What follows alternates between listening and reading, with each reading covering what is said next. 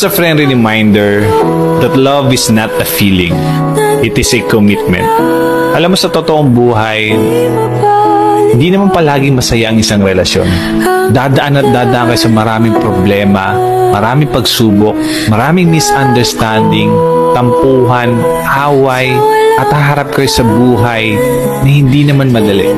Kakaroon kayo ng sawaan, mawawala yung excitement, yung spark, kasi nasanay naman talaga kayo sa isa't isa. Pero alam mo, sana ang huwag mawala sa inyo is piliin yung mahalin yung isa't isa. Na sana kahit anong pagdaanan yung pagsubok, andyan kayo para sa isa't isa.